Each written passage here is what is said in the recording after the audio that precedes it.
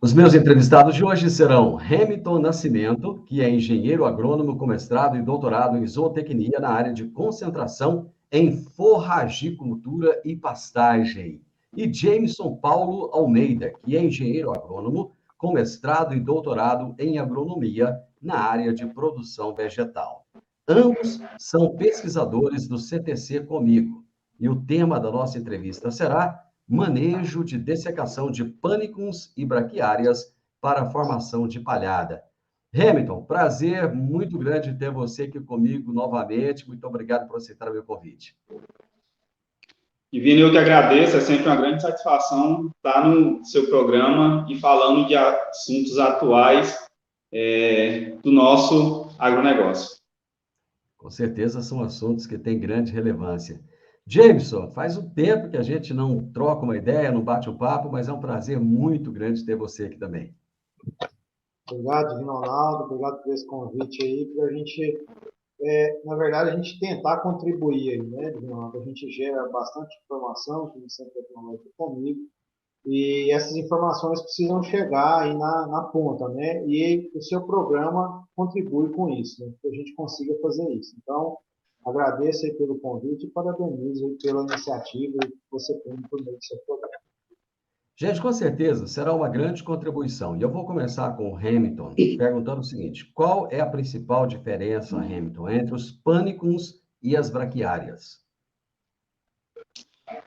Divinos, pânicos e braquiárias são gêneros diferentes, né? As braquiárias são forrageiras, plantas de crescimento menor, são de crescimento, em geral, prostrado, então elas recobrem melhor o solo, têm mais perfilhos, a produção de massa também ela é menor do que a dos pânicos, e elas são um pouco menos exigentes em fertilidade, mas respondem também quando você intensifica, quando você fornece condições para o crescimento, produção dela.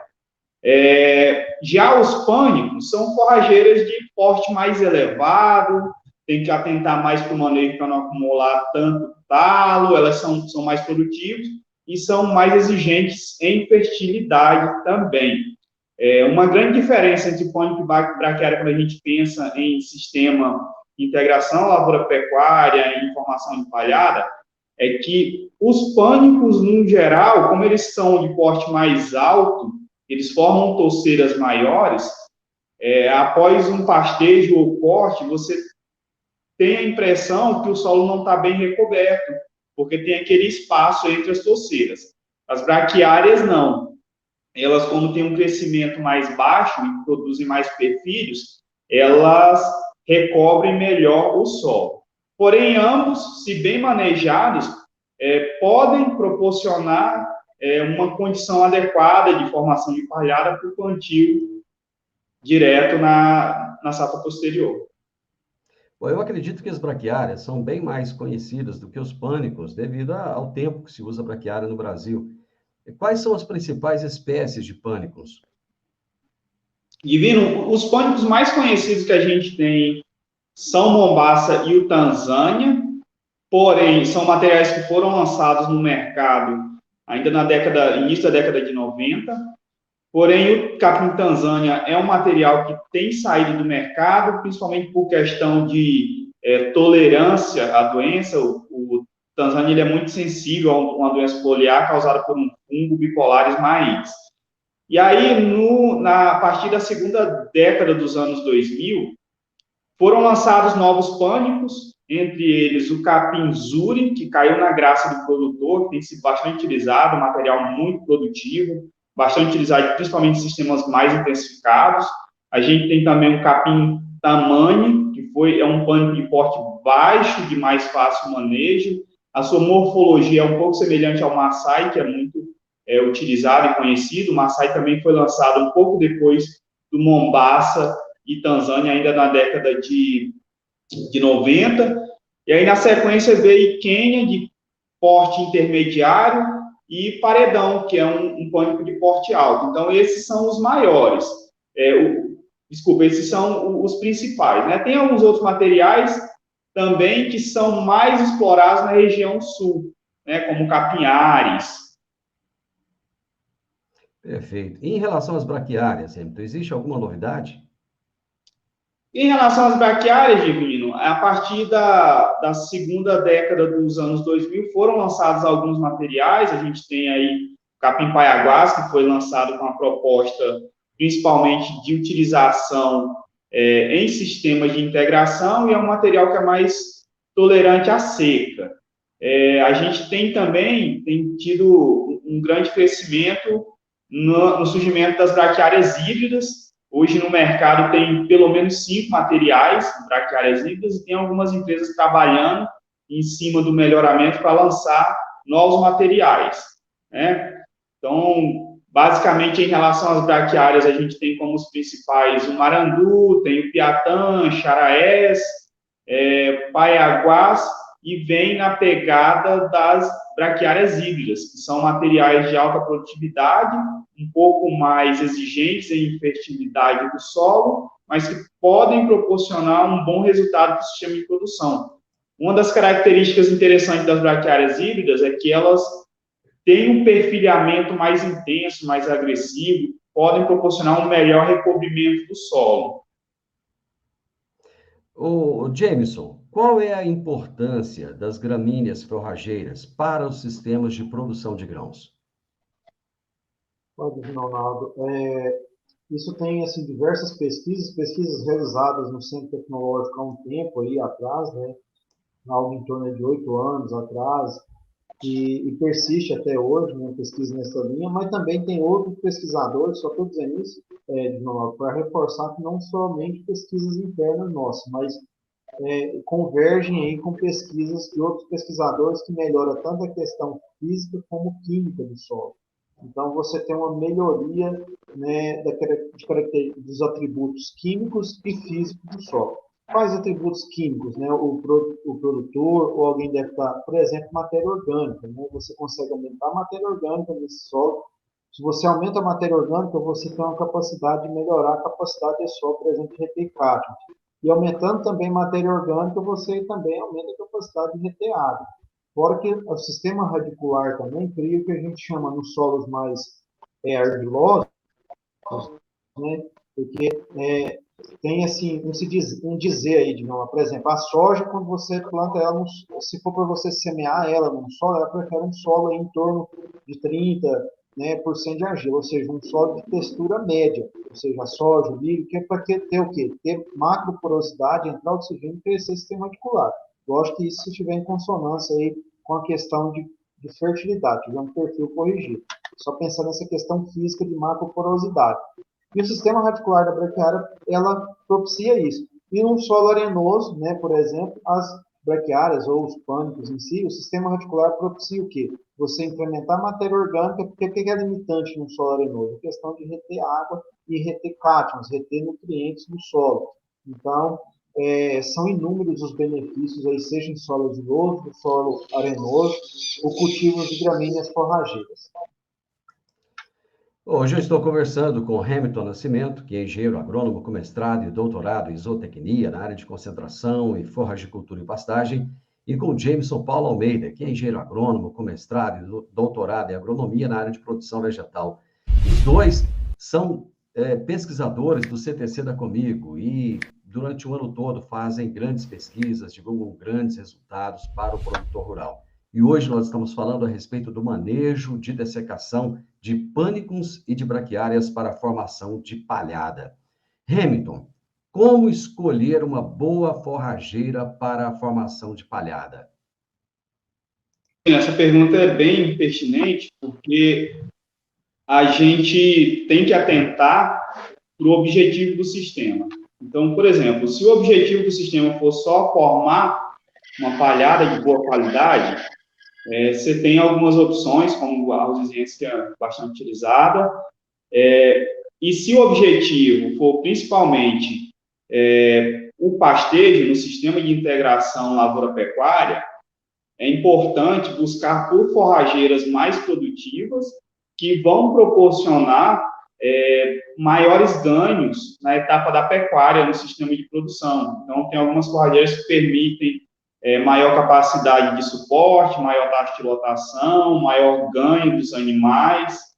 persistem mais tempo na área e que vão proporcionar melhores resultados na etapa da pecuária. Quando eu falo melhores resultados, é maior quantidade de arrobas por hectare, e no final você entrega uma palhada de qualidade, né, uma forragem de qualidade para ser dessecada, formação de uma palhada de qualidade, e melhorar o sistema de produção.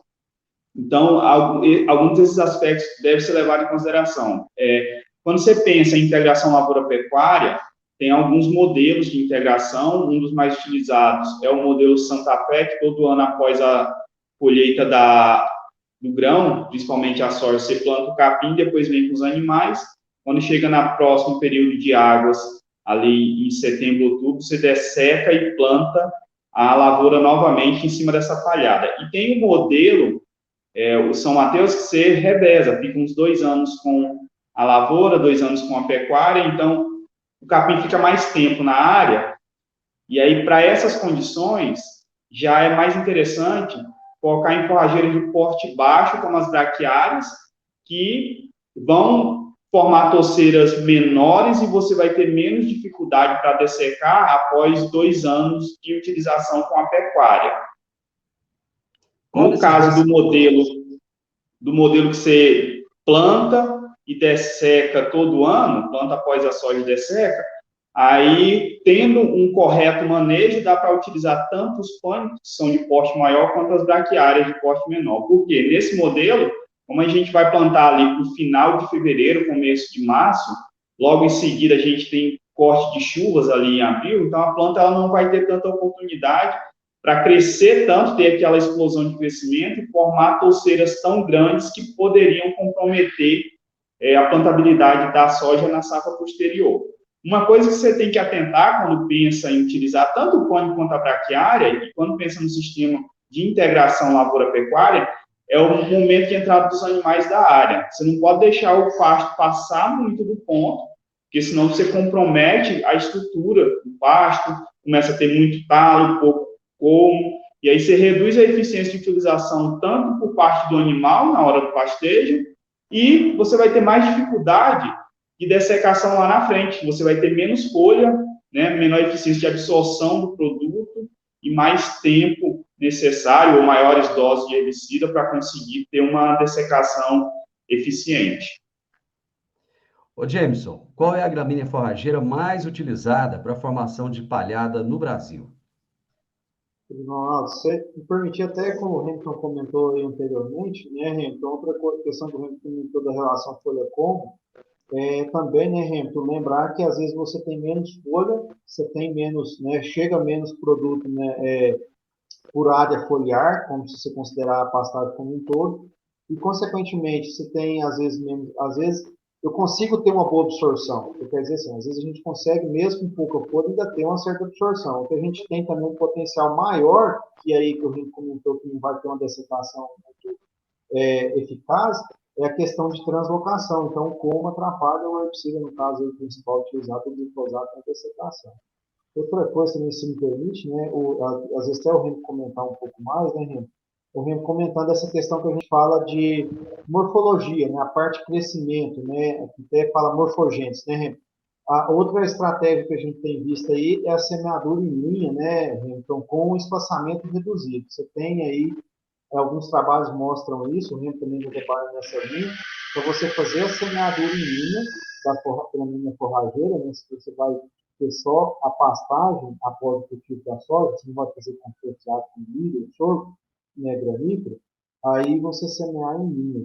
Aí onde entra, Ronaldo, a sua pergunta, né? Qual a principal usada? Porque a gente vê a principal usada hoje, principalmente quando se fala em palhada, que a gente tem tecnologia desenvolvida para ela, chama Braquiária rusiziense.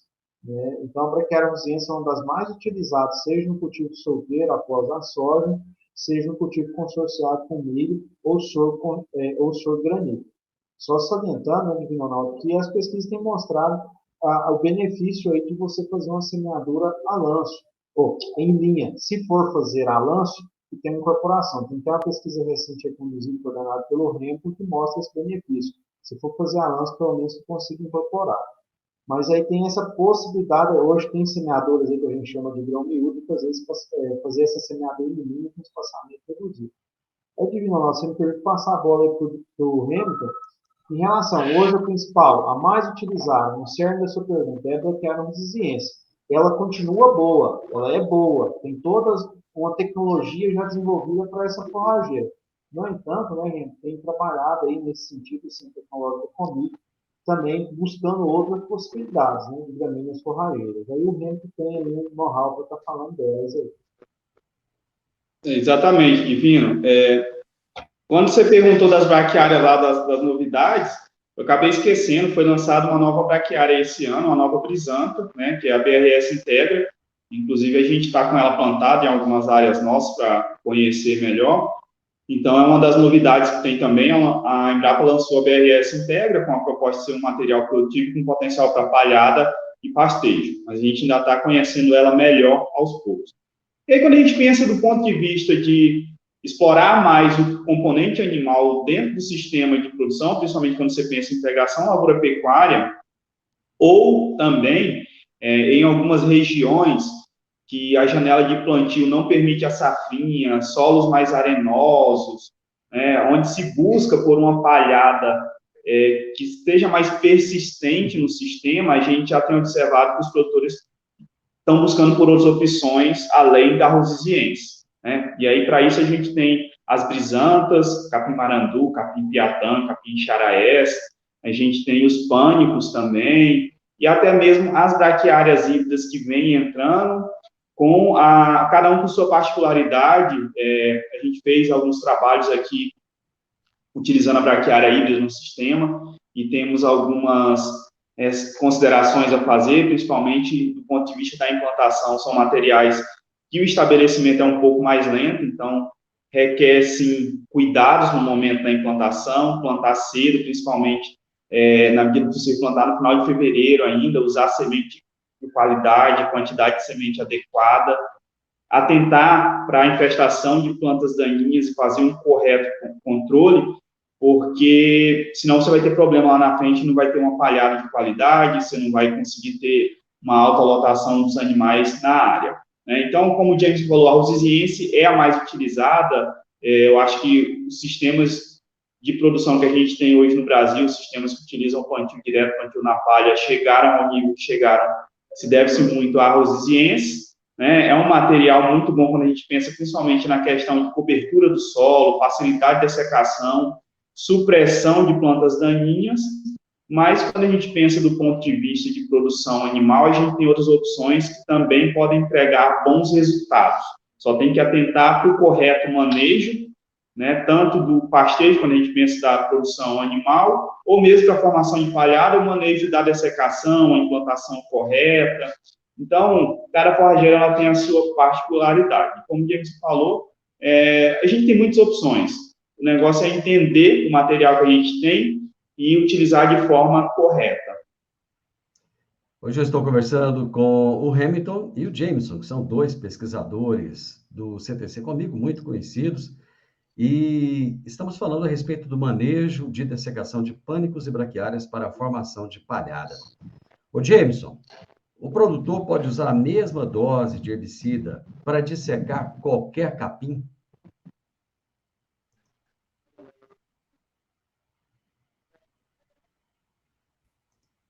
Ó, o microfone está desligado. Ó, Divino Ronaldo, essa pergunta ela é assim recorrente. A gente estava até conversando, eu e o Hamilton, né? Eu e o Hamilton, desde que o Hamilton chegou aqui no CTC, né? No Centro Tecnológico comigo, só abrindo um parênteses aí para mim puxar a brasa para a sardinha do meu amigo aí, viu, Divino Ronaldo? Ele trouxe o quê, né? Como ele é um especialista aí na área, tem estudado aí na área das gramíneas forrageiras, né? Com potencial, né, seja aí para pastagem perene, ou trazendo também para a ILP, que é uma realidade do nosso sistema agrícola aqui, a gente teve a oportunidade de trabalhar juntos aí com outras espécies, né? Espécies que eu digo assim, dentro do gênero Braquiária e dentro do gênero Pânico. E dentro dessas espécies também vem a questão das híbridas, né? O Henrique comentou aí, vai detalhar um pouco mais, a questão das híbridas, que é uma tendência de mercado. E o que a gente tem verificado, assim, bem de forma geral, para ser mais objetivo na sua resposta? Há diferença, sim, tem uma diferença de sensibilidade ao glifosato, que é o herbicida mais utilizado para dessecação. Então, a gente tem verificado, por exemplo, algumas espécies do gênero braquiária são mais sensíveis. Por exemplo, a braquiária rosiziense é mais sensível do que uma braquiária brisanta, tanto cultivar piatã, tanto como cultivar marandu, como cultivar charaense, tá certo? Mas aí, quando você pega os pânicos os capim as espécies, né, do gênero pânico, aí quando você fala capim zuro, que é o pânico máximo cultivar zuro, o pânico máximo cultivar paredão, né, que são cultivares diferentes dentro da mesma espécie, eles têm mais ou menor sensibilidade ao glifosato do que propriamente, por exemplo, um pânico cultivar tamanho, do que um pânico aí cultivar maçai, do que um pânico máximo, né, cultivar esses cultivares aí de porte mais baixo. Então, de que a gente fala de porte menor.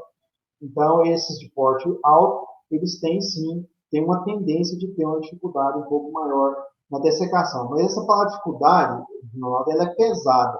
Não é que tem uma dificuldade, a gente precisa posicionar a dose correta, é o cerne da sua pergunta. Qual a dose correta? A gente precisa posicionar. O que mais o Hamilton viu? No ano agrícola, aqui a gente viu determinada situação, né, simulando aí o pastejo, a gente verificou que foi feito pela uma roçada, e 60 dias antes, quando a gente fez essa roçada, 60 dias antes da dessecação, a gente verificou uma facilidade maior na dessecação, até com doses menores para os pânicos. Aí depois, no segundo ano, quando a gente fez essa roçada mais próxima, o manejo da roçada que é simulando o pastejo, né, fez a roçada mecânica, a gente verificou aí que os pânicos de porte alto já teve sua dificuldade maior de dessecação. No entanto, a dose aí mais utilizada de glifosato, que é 3 litros aí de formulações comerciais aí que tem 480 de equivalente ácido para cada litro de produto, a cada quilo, a gente verificou quando essa aplicação em sequencial, ela foi tranquila, tá, Guilherme? Aí até abre aí para o Hamilton comentar, né? O Hamilton comentou já da importância de você manejar o capim na altura correta, que é para você, né, não perder para o animal, e também essa questão depois na dessecação. Se você manejar e deixar esse capim com muito talo, como, vai dificultar a dessecação. Aí eu ressalto, mano, que tem acompanhado áreas até com braquiária rosiense, que é extremamente sensível ao glifosato, que às vezes ela é implantada lá na segunda semana, última semana de fevereiro, tá certo? Do ano agrícola. Aí o que acontece? Aí, às vezes, eu não tenho animal para colocar nessa área e depois de... Às vezes eu posso entrar quando ele é bem informado, eu entro com 45 dias. Às vezes deixo para entrar com 70, 80 dias após a formação, né? E como a formação ela foi muito boa, essa braquiária rosiense ela passa.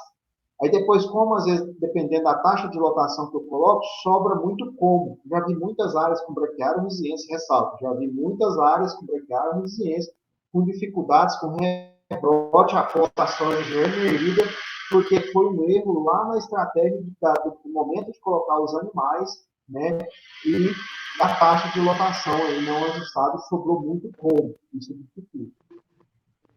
Aí, Remo, caso você quiser colocar mais alguma questão que você tenha observado nessa questão de relação à dose, aí, até mesmo as nossas pesquisas internas, aqui você fica à vontade.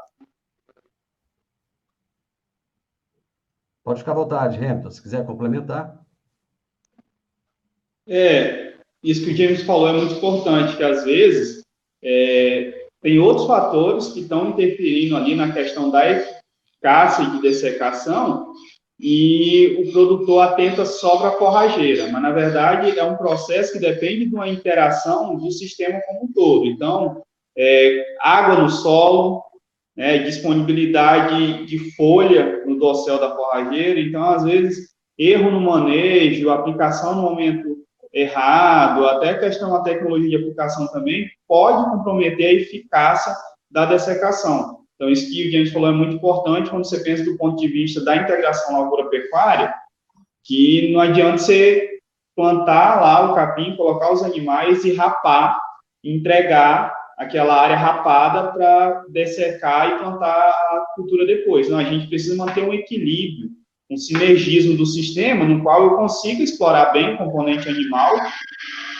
buscar bons ganhos dos animais, mas no final, na retirada dos animais, eu preciso ter área foliar suficiente para que no momento que eu aplicar o produto, a planta absorva, transloque, e eu tenho uma maior velocidade e eficácia na dessecação. E ter, assim, uma palhada de qualidade, recobrindo bem o solo, para controlar bem as plantas daninhas e proporcionar boas condições para o crescimento da cultura de safra no ano agrícola posterior. Então, isso é importante. Bom, nós já chegamos ao final do nosso tempo, mas eu quero deixar uma última questão ainda, até para o James, eu gostaria que ele respondesse assim bem rapidamente. Quanto tempo, James, após a dessecação, o produtor pode realizar o plantio da lavoura com segurança? E por quê? Pode vir, Ronaldo, né? A gente sempre recorre às perguntas anteriores, né? O Hamilton reforçou, eu reforcei sobre a questão do manejo. Às vezes, se eu sobro muita palha, o ajuste, né, da semeadora, disco de corda, essas questões são muito importantes. Só que pensando em dias, normalmente, em torno, a partir de 10 dias, entre 10 e 20 dias, após a aplicação do herbicida, se o capim, seja o braquiária ou pânico, né, está aí na altura, com relação folha-como, ok, foi manejado lá no pastejo, se colocou o componente animal, né, não deixou sobrar muito falo, é de 10 a 20 dias. Aí, traçando um paralelo no tempo, a linha do tempo, o Ronaldo, muito se disse no início, quando começou a se usar a braquiária, uma das mais utilizadas até hoje, né, começou-se com ela, a braquiária rosiense, começou a falar assim, dá uma febre na soja, tal, mesmo se eu esperar aí 10 dias, às vezes dá uma febre na soja. Aí quem que a gente verificou as pesquisas foi vendo ao longo do tempo? No primeiro momento achava-se que era o glifosato, que era exudado via raiz e afetava essa soja no início do estabelecimento. No entanto, verificou-se que era mais às vezes a questão quando eu tenho uma alta espessura de palha e não tenho o corte adequado dessa palha, tá certo? Então, se eu não ajusto bem a minha semeadora, dependendo da quantidade de palha, eu posso ter dificuldades em questão de qualidade de semeadura, qualidade de plantabilidade. No entanto, a gente já tem diversos trabalhos que mostram que isso não afetou, que, por exemplo, o nosso sistema de integração agropecuária já está há mais de 10 anos instalado aqui dentro do CPC. Tem trabalhos publicados recentes referente a essa pesquisa, não mostrou-se dificuldade de plantabilidade. Aí o que se também tem a hipótese, que foi evidenciado em pesquisa de Ronaldo, que boa parte das gramíneas forrageiras, principalmente o gênero braquiário, libera substâncias no solo, que a gente chama substância metabólica secundária. Você desseca, as substâncias são liberadas via raiz, exudada via raiz. E são aí, normalmente do grupo das protodioxinas. Protodioxinas são aí substâncias do grupo das saponinas, tá certo? Essa substância ela causa o quê? Uma escarificação no sistema radicular ali na oxaia radícula, né, ocorre a germinação, a emergência, as primeiras raízes, ela acontece uma escarificação, atrapalha a nodulação. Então, tem que ter dias, em torno de 10 a 20 dias, o ideal é em torno de 15 dias, mas outra estratégia, tem que esperar chover. Essa substância tem uma alta afinidade por água. A água lixivia ela no perfil do solo. Então, casa com outra boa prática agrícola, né, Divino Ronaldo? Que é o quê? A partir do momento que, para mim semear uma cultura, no caso a soja, eu tenho que esperar em um solo de textura média para argilosa, isso em solo de textura média para argilosa. Eu tenho que esperar no mínimo aí 80, 100 milímetros de chuva. Ou seja, eu dessequei, eu espero de 10 a 15 dias associada a uma chuva no mínimo de 60 milímetros, 80 milímetros. Então, tem evidenciado as pesquisas. Gente, a prosa é boa, mas o tempo acabou. Eu agradeço imensamente. Hamilton, muito obrigado. Um abraço. Obrigado, Divino. E só ressaltando aí que, para quem quer buscar novas opções de forrageira para o plantio direto, formação de palhada e pastejo, não ficar, né, se apegar ao medo da dessecação lá na frente, dificuldade de dessecação. Tecnologia a gente tem para isso, é só aplicar, conhecer a forrageira e aplicar os conhecimentos, tecnologia adequada para essa dessecação. E para quem quiser saber mais informações, a gente tem um trabalho publicado no nosso anuário de pesquisa de safra desse ano, foi publicado na semana passada, que trabalhamos com 11 forrageiras, entre elas pânicos, braquiárias e braquiárias híbridas, que já pode ajudar muito a nortear esse manejo de dessecação para a formação de palhada. E, mais uma vez, muito obrigado, Divino, obrigado aos ouvintes. Muito obrigado, James. Um abraço para você. Muito obrigado. Um abraço, Leonardo. Obrigado ao ouvinte aí. E só reforçando, né, Remo, que tem essa pesquisa publicada nesse ano agora, mas ela também foi realizada nos mesmos moldes no ano agrícola no ano passado. Está publicado no anuário do ano passado, que foi então realizada aí na safra 2021. Então, assim, são dois anos agrícolas, o Divino Ronaldo, né, com a mesma pesquisa, então isso traz uma segurança aí na hora de nortear as recomendações. Gente, eu conversei com o Hamilton Nascimento, engenheiro agrônomo com mestrado e doutorado em zootecnia na área de concentração de forragicultura e pastagem, e com o Jameson Paulo Almeida, engenheiro agrônomo com mestrado e doutorado em agronomia na área de produção vegetal. Ambos são pesquisadores do CTC comigo, e nós falamos sobre manejo de dessecação de pânicos e braquiárias para a formação de palhada. Se você chegou até aqui nesse vídeo, é porque você gostou. Deixe o seu like, deixe um comentário, se inscreva nesse canal, isso é muito importante, e compartilhe com seus amigos. Um grande abraço a todos e até o próximo vídeo. Tchau, tchau.